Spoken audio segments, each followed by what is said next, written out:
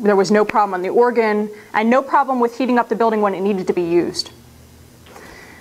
Now, with that said, the energy steward, or perhaps if the energy steward is not the facilities maintenance person, it might be the facilities maintenance person, needs to make sure that they understand how long it's going to take to heat up that space before people come into it. So you're going to have to do some tweaking, maybe on times during the week where, for instance, with the sanctuary, it's not being used. You can put it down to a low degree, 45 or 50 at night, and then for a couple days, try out different times of the morning that you have to turn it on to get that space adequately heated. As we know, we don't want people coming in to service and being freezing and complaining and not being able to concentrate on why they're there. So you always want to make sure that you understand when you have to turn the thermostat up, what time in the morning before people get there. And that will take maybe up to a week of tweaking and trying out different temperatures and seeing what works and doesn't work. I have a question. We'll go to the sanctuary and you'll see it on one of our when we start walking. We will find in our sanctuary, you talk about people freezing. We don't freeze, but we're cold. And I think part of the, and we have programmable thermostats and they do come on, but this is just a layperson's opinion. We have a very big space, open area. And the blower units are primarily under balconies. So what happens though, I think a lot of times the heat does not get out from under the balcony to get out of the main part of the sanctuary. Plus the ceiling is so high, it takes forever to really heat it, particularly in the real cold days in the winter. Now I'm not quite sure that that's necessarily an easily solvable problem. They've talked about possibly putting in more heating units, more blowers and so forth, but I don't know. So I don't know if that's something that when you look at you can give us any input on or not. Sure, I'll try. And that's a great point. We know with the sanctuaries that they're most times the highest parts of the buildings that we use. So a lot of the heat is just escaping in the wintertime, and that's just something that is a given because of how high it is. Some places have put in fans at the top, which help to push down the heat. Other places have put in other blowers to help distribute the heat more thoroughly, or fans down below. And go ahead. One of the things that we do have in our buildings that many perhaps do not know, in engineering there's two terms. There's a wet bulb temperature and a dry bulb temperature. They relate to humidity. And people will say, I'm cold, and it's not due to the temperature, it's due to the wet bulb temperature, which is humidity. It's damp, it's wet in the room. And sometimes when you put a ventilator to make that less dense hot air up in the ceiling come down, you don't help it. Because wet bulb temperature, when it's drafted on you, you feel the humidity going over your skin. So you're saying, gee, why did they turn that fan on? Although you're helping the total system, you have to deal with the humidity also. And that would take taking humidity measurements in the room. So that you can balance, and sometimes a dehumidifier is what you need, and you will see a great difference in how you feel. That's a great point. So yeah, a dehumidifier could work well. You want to make sure you turn that off when you leave the sanctuary, and that you do have it in place maybe when you turn the temperature on in the morning to start to suck some of that humidity out and make it a little more comfortable. So how does everyone feel about that 45 or 50 degree setback? That's quite a bit. That's quite a bit, To bring it up to an adequate temperature, it will require quite a amount of time to do that. We've found that most times within a couple hours it can bring it up to temperature. It depends, again, it depends on the size of your space, it depends on how high the ceilings are. There are a lot of factors that go into it. But with that said, what we have found is that many places where we've done energy audits, they have gone back and listened to our recommendations and brought down the temperature to this degree, and they've been okay with it. What also happens in many of our old buildings, and Pastor Connell will know, the Belleville Church, for instance, I was once at the attic in that church, and the whole, it's one of those high ceiling, like 3 stories of space, and you go up in the attic, you can see vents leading up to the attic, and you sit there, you stand there, and you get a draft right through. And what sometimes we're doing is not caring for the drafts and those places where leakages are happening. So you keep the temperature so high, and you say it's going to take 5 hours to heat this place to be comfortable, but it's because of the draft. It has nothing to do with the temperature itself. It's just you got leakages. Yeah, that's another great point, and we'll get to that a few points down, the insulation and weather stripping issue. That is a great point. They say, and I'm sure I'll mention this again because at this point astounds me, they say that in your average home that you have enough leakages that it amounts to having a full open window in the middle of wintertime. And that's just in your home. So you can imagine in this size building, all the different ways there are leakages with air conditioning units in the attic, all sorts of things that a lot of times you are just heating air that's going immediately out. So that's something we'll get to a few points down. It's a great point. So yes, most times people are very surprised with the 45 to 50 degree setback and think it can't be done, but we've seen it done time and time again. You have to test it out in your own facility, see what works, see what time of morning you have to turn on the temperature. And even if you can't go back that far, every degree can save up to 5% on your energy bills, because each degree makes a huge difference when you're talking about this large of a facility. So any number of degrees that you can start to set it back when it's not being used, when the facility's not in use, that would be good.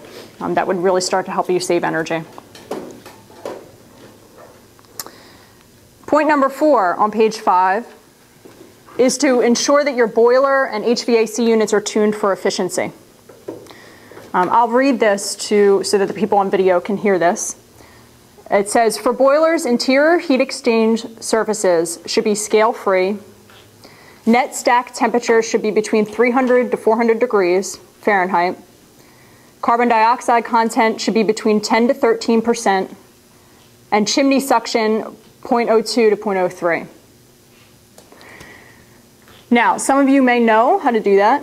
I do not. And many of you may not know how to do that. But you have a service contractor. He or she can come out and routinely every year, every 6 months, tune your boiler for efficiency. We recommend you do that. Most times if you have a contract already, it should be within that contract that they can come out and tune the boiler. That makes a big difference in how you're using what's in the boiler and how you're heating your facility. Fletcher also recommends that you pay on a per visit basis with that contractor as opposed to an annual service fee. Why is that? That's a great question. I don't actually know that. We can get that answer back to you. I'm not sure why, but I would imagine if you want to tune it every so often and bring them in a couple different times, you may only have one yearly visit that's covered under an annual contract. So if you pay on a per visit basis, you again have more control over when you can bring them in, when you can tune the boiler, and how you can keep it in check. It's a great question. We used to have a contract, and it would come 4 times a year. And they used to charge us about $1,000, and that was including filters and so forth. And I found out that the second visits they were making, like in the middle of the summer and in the middle of the winter, they weren't doing that much. So we cut that down to twice a year, and it's coming down to like $500. Mm-hmm. But they do check everything out when they do come at least once a year. Mm-hmm. Let me say something to that. I think that there's a concern that if you do not have a service contractor signed up, you know, some of these boiler systems are huge, mm-hmm. and you don't get PSE&G to come. You know, I'm a little bit concerned about that statement of his. We have 2 boilers downstairs because they're enormous facilities, mm-hmm. and you will not get a contract with any regular person. So I think he should couch that with, you know, depending on what your system is. Size mm-hmm. is really a factor, because we've had several people come in here and look at it, and they've said, not going to take it on, mm-hmm. too big. Mm-hmm. So you need to be aware that, whether your system is small enough that, that a regular contractor will take on. Because then you sit there and it's cold and it won't get warm for about a week. Right. If you don't have a contract. So, Right. and that's not what you want to do, especially if you have people coming in and you have activities happening here. You've got to get it taken care of. Thanks. Yeah, that's a great point. And again, it fits in with everything else we're saying, that these are general recommendations, Yeah. so they fit most institutions. And fit, at least several of these will fit your institution. You'll find some of them may not fit quite as well. Right. So yeah, that's a great point. Okay, that's good. The other thing, I'm sorry, go ahead. Go ahead. We found that if you have a contract, as the gentleman was saying over here, you have them come way too many times, like having a contract for you're cutting your grass. They'll come every week, cut your grass, whether it is or not, that kind of thing. But you do need to have somebody signed up to be your actual vendor. You have to commit to this vendor and say, you're going to be my vendor, and then you keep them as long as they're doing the work for you that you enjoy doing. But there's so many heating and air conditioning companies out there today that you can easily get someone to sign up to be your vendor of choice without actually signing an annual contract. You actually sign a commitment that they'll be your vendor. You'll call them first, and they're committing to you that they're going to come within whatever amount of time. And that's the only thing you need to have. You need to have a firm commitment with someone who knows your system. But you certainly don't want an annual contract, because even the best ones will come way too often and way too many things, or not do it right, or whatever. You really want to have control over what they're up to. So Thanks. it's really a combination of the two ideas. Thanks. Sometimes if you have a contract with a vendor, they will give you a better deal on service prices and maybe parts. It depends on the vendor and what he wants to do, Thanks. One of the things that I think may be happening is that in the past, for those that have these contracts, service contracts, we're not there to ask questions about our system, and sometimes we do not use that advantage and say, okay, you've looked at our unit, tell me, where is it at? What can I do to improve it?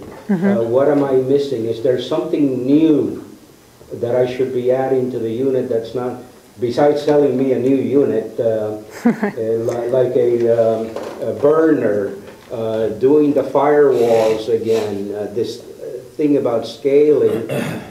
We say we have a unit that's working at 76% efficiency, and then you look at the firewall inside the unit, if it's oil heated, by redoing the firewall, you may get another 4 points or so out of the efficiency of the unit, and it may not cost a lot of money, but we let the guy in or the gal and they take care of the unit, and then we say thank you and here's your check and goodbye. That's a great point. Yeah, when the contractor comes in, you should always get the data on what he or she found and ask questions. And as he said, figure out ways that when the contractor's not there, you can use the boiler more efficiently. It's a great point. Right, so it's things such as you might have 2 zones now, but you could easily have 4 zones, and that's by adding just a few valves. They would know that kind of thing. Exactly. Well, most systems this large have 8 valves instead of 2. Why don't you add a few more valves and be able to control it better? Kind of thing. Thanks. So moving on to point number 5, insulating and weather stripping is a big issue and a fairly cost-effective way that you can start to save energy. The way you can do this is just walk throughout your building, see where, most times you can visibly see leakages. So around air conditioning units, underneath doors, to the side of doors, any places where you can see sun coming through, most times tells you the air is coming through the same hole. And there's caulking you can get. There are, for the sides of doors and underneath doors, those sweepers you can get that keep the air out. And it makes a huge difference for how much air is coming in. You want to make sure you're only heating the air that's in your building and not actively sucking in air, heating that, and letting more air out. So the weather stripping and insulation is a big issue. One comment. A very simple way of telling, the greatest heat loss is through the roof. And you want to see how efficient your building is? Come on a snowy day, a few hours after, and compare that roof with this roof, and you could actually see if the snow is completely out of the roof, off the roof, you're losing quite a bit through the roof. Now something needs to be done about that, and it depends what can you do. But that is the greatest heat loss. If everything were sealed and correct, and even not having everything sealed and correct, is right through the roof. Insulation becomes very important. Some places you can't do it because it's a decorative roof ceiling. So, but that is a heat loss, a big heat loss factor. That's a great point. Thank you. Years ago, PS&E made a comment about seal and save. As a former part-time building inspector, you got to be careful with places that are trapping moist air in a place because you develop mold and stuff like that. So you might want to contact your local building inspector or usually like an insulation contractor or something like that. People are familiar with that because if you trap air sealed in the wrong space, you can do a lot of damage, especially in foundations or in attics. That's a great point. Thanks. We had a funny, for instance, in our church, remember, I don't know, 4 years ago or something like that, the pulpit steps, which is quite wide, and it includes both choir, the bell choir and the choir levels. There's slots in the step, about this big, but they're long, you know. And I couldn't figure out why this lady up in the front always sat in the second row. She'd have her jacket, or the choir had a jacket around her legs. And I asked, what are those slots on the steps? And that's what the air conditioning. It's a return air for the air Return air all winter long. That whole cold air was coming in there. I don't know if anybody else has anything like that. So I went out and bought, Bob and I bought 1x4s, painted them something like to match the carpeting, and put them. Well, we'll be putting them up in another. By next month, putting them back up again. The cold air that came through, you could put your hand down there, it was like a breeze, right? Huh? Yeah. And I don't know if anybody has anything to that effect, but what a amount of savings we must have had from all that cold air coming in there. It was unbelievable. Yeah, and that brings up a good point, that if people in your congregation there's a few particular people who are saying, I'm freezing, or my legs are freezing, or something, you might want to listen a little closer and figure out, does that person sit in a particular place, like you're saying, and maybe there's a leakage right there. Also, as you were saying, the simple hand test of going by certain windows, seeing in the middle of winter, most times this is most effective, but you can feel the cold air coming in. It's very simple, and there can be other technology to figure this out, but really the hand test works pretty well. To just go around and look to see where sunlight is coming in and where cold air is coming in, and then just take the time to seal up those areas before wintertime hits.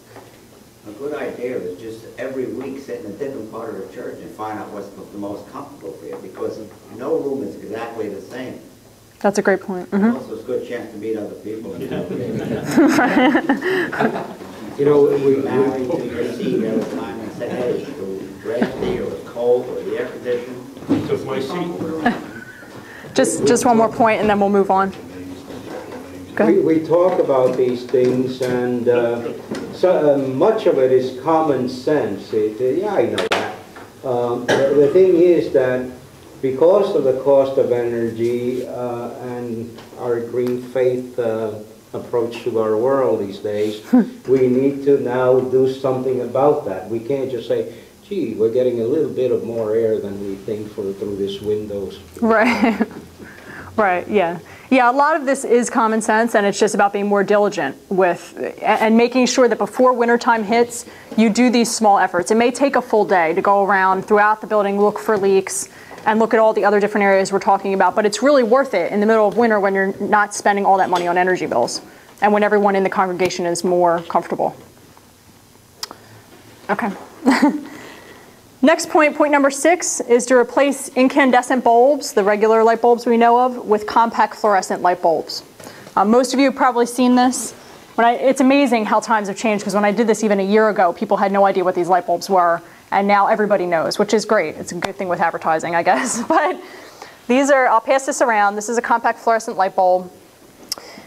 These come in many sizes and shapes and forms. So this is the most simple one, but you can find them in tea light form, you can find them with floodlights, you can find them with pretty much anything. And now most of them have an exterior that covers up the spiral, because a lot of people think the spiral is ugly, and they want something that looks like a normal light bulb.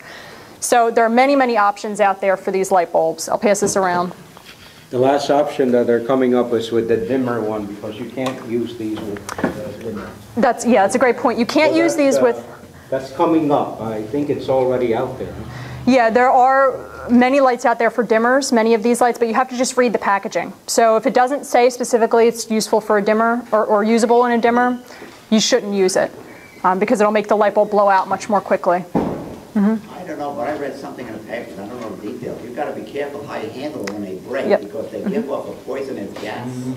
And also you can, or it happens in your house, open a window, let it air out for a while. That's They're true. not the safest thing to handle. Well, these things, they're perfectly safe unless they break. And even when they break, they have a very small amount of mercury. They have a small percentage of mercury that used to be in the old thermometers that broke all the time in people's houses. So it's a very small amount of mercury. Yes, you do need to be careful. If it breaks, you should air out a window and exit the room for about 20 minutes or so and clean it up with a dustpan and broom.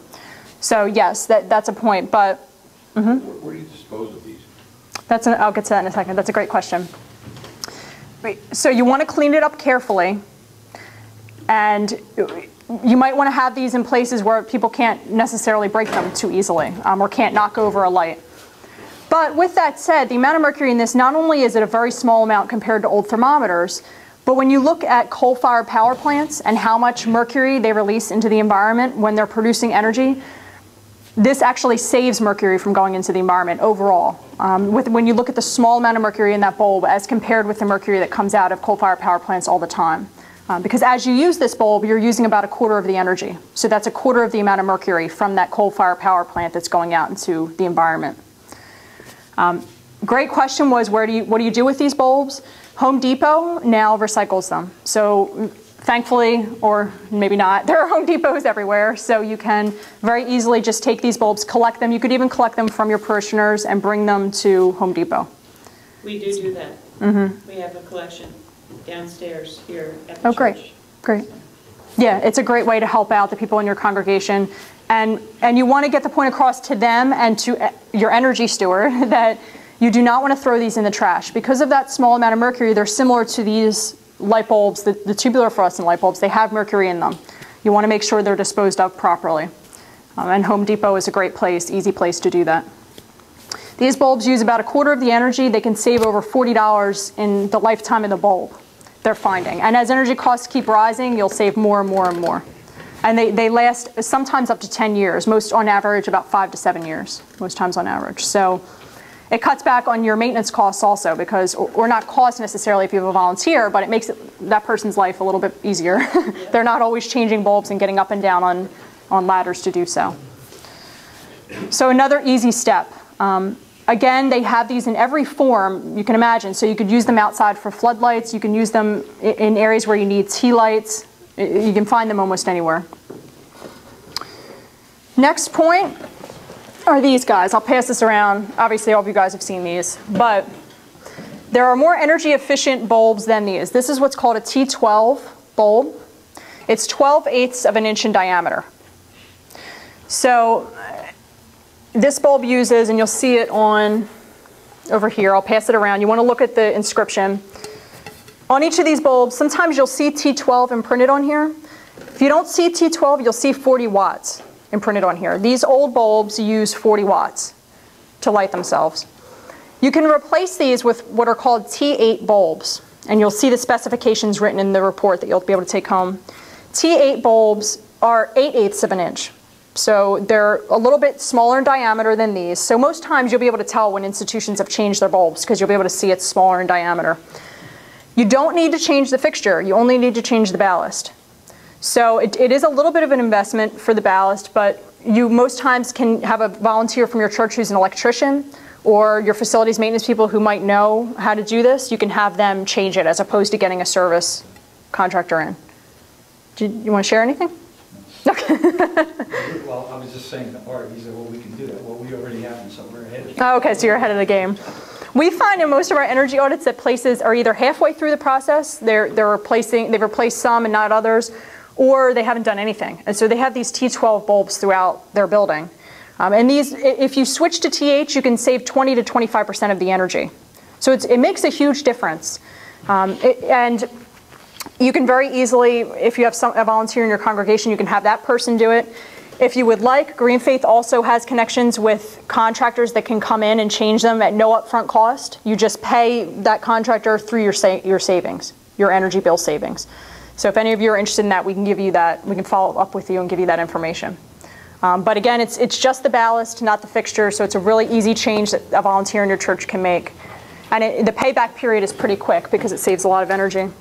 So I'll pass this around. Be careful with it, obviously, as I'm sure all of you know, because there's mercury in it. You don't want to break it. But if you look on the end here, you'll see it says F40 and 40 watts. So you'll know this is a 40 watt bulb. This is the older bulb. And since many churches are older buildings, these fixtures tend to be the ones that are in there. So you have to be proactive, go throughout your church and look at each fixture and figure out where you can change them. Mm-hmm. Some power companies also give you a refund if you do that. If you actually change a fixture from the old to the new. That's a great. Pay you anywhere from $50 to $100 a fixture. That's a great point. Yep. Central Power and Light in Central New Jersey does that. Yeah, I believe all the different. Check with your electric company. You might be able to get money to actually help you pay for the bulbs. That's a great point. Yep, I believe all the electric companies in New Jersey offer rebates at this point to help offset the costs of changing these bulbs, changing the ballast. So it ends up saving you a lot of energy. It has the same amount of light that's produced, so really there's not much difference in terms of what you're seeing, but it's saving energy, saving money, and you can get those rebates to help you do it very easily. The T8 bulbs may have a T8 insignia, or they'll say 32 watt. So T8 bulbs are 32 watts. So that's what you want to look for. And I'll read the specifications again here for the video. The new tubes should have a color rendering index of 85 or higher and a color temperature of 3,500 degrees Kelvin. And new ballast should be electronic. We recommend when we do our energy audits that you change these bulbs for at least your first step should be, or your only step perhaps should be, to change these in the parts of the building where you use the building 15 or that room 15 or more hours per week. We've seen that if you do that, you can, in a certain number of years, achieve the savings, but if you're using the room only a couple hours per week, half an hour per week, it may not be the best investment to change these. But if you're using the room over 15 hours per week, this is the best way to go in terms of lighting, is to change it to the T8 bulbs. Any questions? Has anybody changed it in their church personally and found it to be difficult or overly time consuming? Because we've found that it's been a fairly easy change to make. Just trying to exchange the light bulbs here is a pain, so I mean, I've tried that. I've given up. The older buildings, especially the sanctuaries, they have chandeliers and the whole incandescent. Is it going to take an energy estimate to resize the lumens and figure out whether that changing chandeliers is going to be effective? Or because this would be great if they have the screw on, but they get into special bulbs and special sizes. And I don't know, I'm asking a simple question, but it almost seems to me, maybe answering my own question, that you have to have an energy, lighting evaluation in that case. Yeah, a lighting evaluation could help, but you could even maybe do the lighting evaluation yourself. There might be someone in your congregation who knows, like the facilities maintenance person, about that lighting. But we've found that most places have a combination of these tubular fluorescent bulbs and the incandescent. So even with those tea lights, they do have compact fluorescent tea lights that you can screw in. They look a little bit different. So we don't always recommend for the sanctuary that you change the chandeliers to those compact fluorescents if you're very uncomfortable with that, because we know that aesthetics is really important in the sanctuary.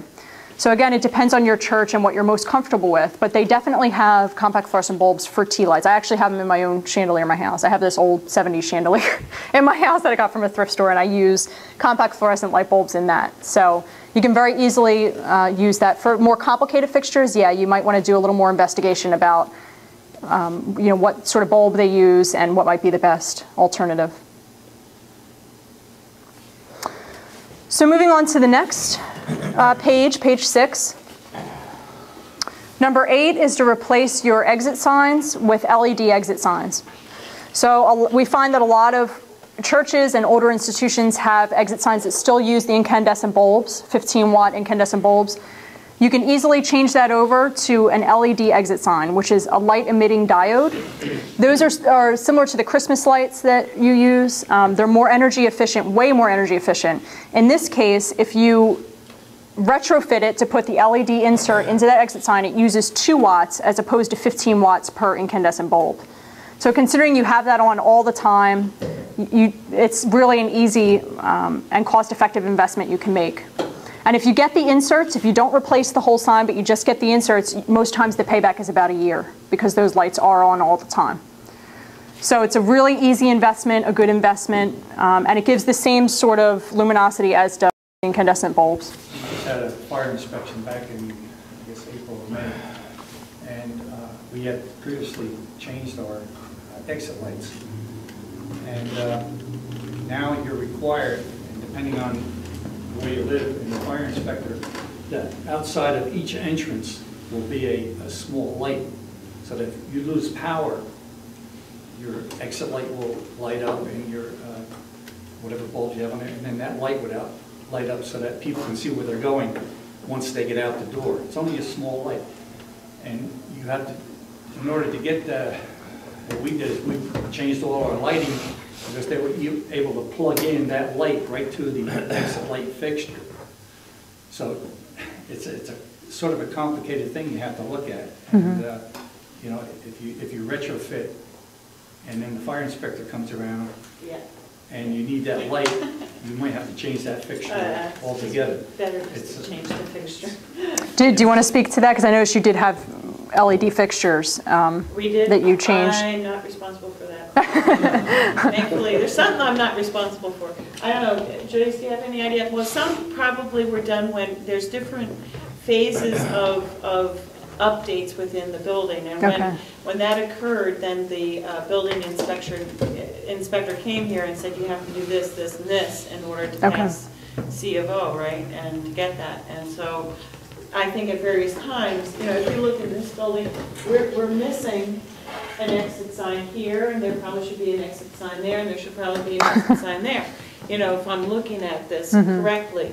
But we don't have that since we haven't done any further building projects inside necessarily, then we don't have to do that. So upstairs was redone by the chapel area, and when they did that, they had to completely put on those new signs. Well, thank you for that. That's it. So speaking from experience, you're saying that it's in many cases better to just redo the entire sign to replace the fixture. I think that's, because then you sit there and you go, coulda, shoulda, woulda. Right. Right. Yeah. The inspections were a year apart. Yes. And in 07 he came around, there was no problem. Yeah. Come around in 08, and apparently the state has been in looking at the records of the Fire Prevention Bureau and so forth, and they said, hey, you're not enforcing this part of the law. Yeah. So now, and I look around and I see a lot of buildings with them and a lot of them without. Yeah. So it all depends on your Fire Inspection Bureau. Yeah.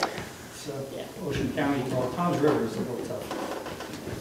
So, note to all of you, you want to check with the fire inspector when you're looking to do this, and then in some cases changing the whole fixture might make the most sense, and is not that much more expensive in the long run. So it's really up to you. We recommend changing to the inserts because it's the cheapest option way to go, and one of the quickest wins in terms of saving energy, easiest ways to save energy. So the inserts is an option, but changing the entire fixture is also an option. And we'll see that when we walk around. You'll see that they've changed their exit signs. So you'll get a good idea about that. A lot of times a church will have emergency lighting separate from the exit signs. And when you buy these new exit signs, it's actually possible to buy an exit sign that has the lighting on top of it. Yeah. Right on it. Right. Yeah, I noticed that here there's some. If you need emergency lighting that you don't have, or if you need exit signs you don't have, you really want to combine those two, and you can get it, the same source can be used for both. That's a good point. Thanks. Okay, so moving on to number 9 is, I call number 9 the obvious point, is that you want to turn off any unused lighting, computers, or equipment. It's the obvious point in that everyone's heard this since they were 2, but not a lot of people do it. Sometimes we forget, we leave the building forgetting to turn things off. Many times it's the smaller things we forget to turn off, the dehumidifier, the computer, those sorts of things. A lot of people also have the impression that if you turn it off, it takes more energy to turn it back on and reboot, for instance, with a computer than it does to just leave it running. That is not true. Even the big companies like Compaq and Dell and all of their employees turn off their computers at night. So it's the best way to go to turn off your computer. Some people will have the server that they need to keep on. That's a separate issue. And we don't touch that issue because we know it's a sensitive one. So, but with all the other computers that you use in the building, or if you know of any schools, for instance, that have a computer lab, that kind of thing, you want to make sure that those are turned off at night. And if you're leaving for more than an hour, you want to turn them off also. For less than an hour for computers, you can put it on standby. Does everyone know what standby mode is, or hibernate? You can just go to down in the left-hand corner, the start menu. If you hit shut down, it'll give you the option to either shut down, go on standby, or hibernate. You want to do standby or hibernate if you're walking away from your computer for a little bit and need to come back and keep your computer intact, like maybe some web pages you have open or an email you need to send, but you want to save energy, you should use standby mode. It saves about 70% of the energy of keeping your computer on full time. But if you don't need anything saved on your computer as is, no emails, no web pages, and you're leaving the building, you want to turn the computer off because that's the best way to go. And it actually allows the parts of the computer to cool down overnight or when you're gone, and can preserve some of the parts of the computer. Same thing with lighting and everything else. You want to shut it off whenever you can to save energy. It's a simple point, but it ends up saving a lot of energy and money in the long term. Going to number 10, replacing inefficient refrigerators and appliances. There is a government standard called Energy Star that many of you may have seen. I actually wish I brought a picture of it, but it has a star, and it's sort of a shooting star, and it'll say Energy Star. It's a blue logo. You want to, when you're purchasing any new appliances, you want to go for an Energy Star appliance. It means that it's fitting the highest standard for energy efficiency on the market. Occasionally, it will be a little bit more of an investment up front, but you'll end up saving in the long term by buying it. And there are also state rebates for a lot of that equipment. So, and we can give you follow-up information about that. But there are state rebates available for that equipment. In particular, we find a lot of churches, when we do our energy audits, have really old refrigerators. Have refrigerators from the late 70s, early 80s. They look really neat. They're kind of outdated, but they use a lot of energy. In particular, those top-bottom refrigerators that are really old, prior to 1993 even, can use up to 6 times the amount of energy as a new refrigerator. The reason is because in 1993 the standard was changed, the government standard. So after 1993, all manufacturers had to make refrigerators to fit a certain energy efficiency. Prior to 1993, that didn't exist. So those old refrigerators can use up to 6 times the amount of energy. And you figure when it's plugged in all the time, it's constantly pulling energy, that is a lot of energy that is needlessly wasted. So, and we realize that a lot of your refrigerators are probably donated, but if you can maybe find someone in the community that has another refrigerator that's more up to date than 1993 and can give that to you, that would be the way to go. The other thing we find is that a lot of places have multiple refrigerators and only one refrigerator is used, but all of them are plugged in and all of them are remaining cool all the time. That's something you really want to look out for because most places only need a second refrigerator if you have an event or a spaghetti dinner or something like that. If you do not need that second refrigerator, if you can consolidate everything into one so that one can remain empty, you can unplug it and leave the door open to avoid those mold issues that we talked about before. That will save energy immediately. It's a really simple change, and we find that most places have 2 to 3 refrigerators and they're all half or a quarter full. And if you just consolidated it to one, you could just easily turn off the other refrigerator and then plug it in when need be, maybe a day or two prior to an event. So those are some really easy changes. The Energy Star logo, you always want to look for with new equipment if you're proactively going out and buying it. And the refrigerator, anything prior to 1993, if you can get it replaced, have someone donate one, or if you have the means to buy a new one, look for an Energy Star refrigerator. And in general, even if it's not Energy Star, it will still be 6 times more energy efficient than those old ones. So it's a really simple change you can start making right away. And most times with refrigerators in particular, the payback period will be 4 to 5 years. So the payback period isn't as quick as some of the other options we talked about. But in the long term, it makes sense. It saves energy, and it's the best way to go. Any questions? Nope. Okay, moving on to number 11. People don't often think about water usage when they think about energy, but we're heating the water that we use if we're using hot water in the building. Number 11 talks about installing faucet flow restrictors or shower head restrictors. Most churches won't need the shower heads, but there are restrictors for shower heads that allow the same pressure to come out but use a lot less water. Same is true of faucet restrictors, which I notice we have in this building, and I'll point out when we go to the bathroom. I'll pass this around in case you haven't seen it. Many of you may have seen this, but this is what's called a faucet flow restrictor. It's a little tiny nozzle you screw on the end of the faucet, and inside of it is this little mesh piece, and this fits in really easily. It screws right on. It's fairly cheap, and this little piece here aerates the water, so it allows the same pressure to come out but less water to actually come out. And you'll notice if you look at the little silver piece, you'll have to look at it closely if your eyesight's not so good, but it'll say the gallons per minute that comes out of the faucet. So this, which I didn't even realize until I went to take this off my faucet, is not the best one, because they have half a gallon per minute that are out there right now. This is 2.2 gallons per minute. Anything that's about 2.5 gallons per minute or less is the way to go. So when you're looking at these faucet flow restrictors, get the lowest option you can if pressure isn't as big of a deal.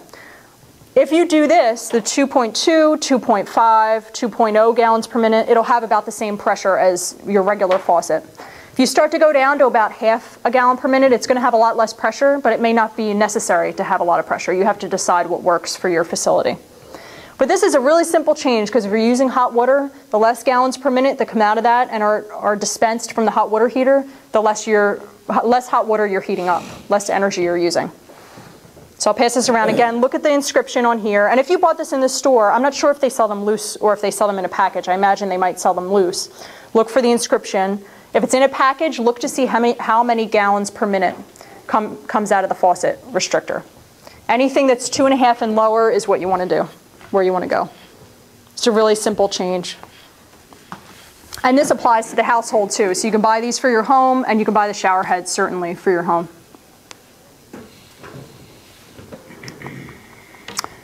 Going down to number 12, again dealing with water, is the hot water heater. We find that in many places the water is actually scalding. When we go to do our energy audits, many times we don't even have to check the water heater. All we have to do is turn on the hot water, and we can't even keep our hand under it, which means it's way over 110 degrees. A comfortable temperature for washing your hands is 95 degrees. 110 degrees is good if you have showers in the facility that are ever used. But you can actually lower it to about 95 degrees. If you're not as comfortable with that, even lowering it a few degrees makes a big difference. So 110 degrees is the highest threshold we recommend, but you can go as low as 95.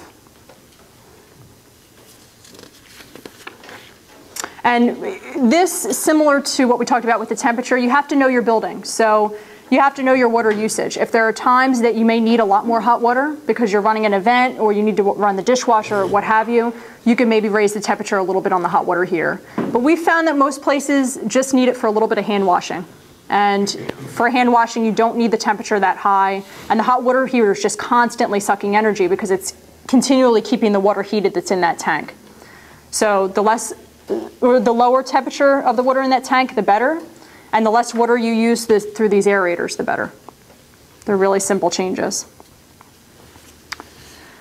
So those are the 12 steps. Does anyone have any questions? I know we took questions throughout, which was good. Does anyone have any additional questions about what we went over? And along the lines of computers shut off and all that, I had a friend tell me that you go in a room, for instance, the bathroom, you put the light on, and you have to do, you come out and you turn the light on, that you use more, if you're going to be out of the room, let's say a laundry room. You know, my wife's in the habit of there's a little washing, she shuts the light off and it comes down, sometimes. Right. Not all the time. But is it true that you use more energy putting the light, turning the light on than if you left it on for 15 minutes? That's a great point. No, that's not true. We found from our research, and there's a lot of research out there indicating that it's always best to turn it off. Even with computers, as I talked about, the people think it puts wear and tear on the computers or it puts wear and tear on the lights to keep turning them on and off. That's not true. It actually, first of all, it preserves the life of the equipment many times, and secondly, it saves energy. So it doesn't take, as a lot of people think, it takes more energy to turn it back on and have it light up again. That's not true. It actually saves energy if you turn it off when it's not in use. So now, within reason, so if you're entering and leaving every few seconds from a room, you might want to keep the light on. But if it's 5 minutes, 10 minutes, an hour, you definitely want to turn the light off. What's happening energy-wise, when you turn that switch on, you got a spike. And it's like that. So there are some bulbs like these that take time to kind of come to their total luminance, but that's normal. That's normal. So the only if you're spiking the light like kids do, yeah, that's going to harm the system. Right. But we normally turn it on and at least 5 minutes later, then turn it off. It makes no difference. And that's a great point that I forgot to mention about these compact fluorescent light bulbs. They do, if any of you are using them, you know that they take a little while to get to their highest luminosity. That's just how these bulbs work. They take, I mean, I know sometimes it can be aggravating. You want the light right away and you want it to be bright, but it does take a few minutes. So if you know that you want the room well lit before people come in and you're using these bulbs, just turn it on for a minute or so before people come in and it'll look like a normal light. They don't seem as bright as the other bulbs. They have the same luminosity. Yeah, they're not as bright when you first turn them on, but after about a minute, they have the same luminosity as a regular bulb. You have to read the package. So it'll say, for instance, this might use 15 watts, but it has the same luminosity as 60 watts. So the same brightness as 60 watts. You want to read the package. With these, you want to look at their luminosity more so than the wattage they use. In that, if you know you want 60 watts worth of light, you want to buy a compact fluorescent bulb that says it's equal to 60 watts. It won't use 60 watts because it's actually using only 15 watts to produce the same amount of light. But you want to read the package and see. And it's also an evolving technology. It's relatively new. I've just seen at Lowe's that now they do have charts that you can read if you want more brightness, if you want less shadow. They're getting very technical with them. Yeah, that's true. Yeah, a lot of places like Home Depot, IKEA, those sorts of places will have a chart where you can say, okay, I have a chandelier light, what type of bulb do I need, what type of brightness will it produce. You can read that chart pretty easily, or just read the package. I have a question. When it comes to motors, say in your ventilating system or in your bathroom, does that still hold true that you should shut these off? Isn't there a greater spike on motors versus lights? I actually don't know the answer to that question. Do you? Yeah. Motors for small equipment are usually induction motors, which is a terminology as to how they produce their energy with respect to magnetism and all of that. There's also what is called a power factor. And a motor with a high power factor would not be of the size we're talking about. If you're talking 2 horsepower, and below, it's not a great issue. Now, if you're going above 2 horsepower, then you even have to buy power factor improvement things that you get with the motors. So to me, most motors in our churches, they would not produce the drops that you're thinking of in starting and on and off cycling. Thank you. I don't know. Thanks. It's great to have someone like you in the audience since you've worked in the industry. Any other questions? We have one more quick thing to go over, and then we can walk around and get our blood flowing. Okay. Last page, you'll see the Getting Started section. First point that we always recommend, and I said before, is to increase the temperature setbacks. That's going to be one of your quickest wins in terms of saving energy in your building. We recommend 45 to 50 degrees, but again, any amount that you can bring it down is going to make a difference. Every little bit will bring down your energy bills and energy usage.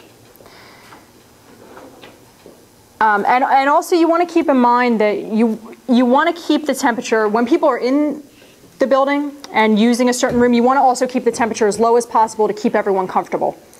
So listen to what your congregation is saying in terms of, are they comfortable? Do they need a little bit warmer, a little bit colder? And try to adjust the thermostat accordingly. Disconnect unnecessary equipment. So we talked about the refrigerator. See if there are some pieces of equipment that are still plugged in and aren't being used. Because many times if there are adapters or large plugs to equipment, they're still pulling energy all the time, even if they're not being used. And in terms of a refrigerator, if it's plugged in, it's trying to cool the refrigerator constantly. So you want to unplug it and see what different pieces of equipment you can do without if you're not using them, and unplug them. Next thing is to check the seals and weather stripping. So before winter hits, we always recommend, this time of year, right now in September, early October, is the best time to just go throughout your building and see if there might be some easy leaks that you can start to insulate and weather strip before the winter time comes. We recommend replacing all the incandescent bulbs with these, the CFLs. Places like Home Depot have them fairly cheap. And we also have connections with bulbs.com. We can work with you to try to help you get some bulbs from there at a cost-effective price. So we can talk about that after the session.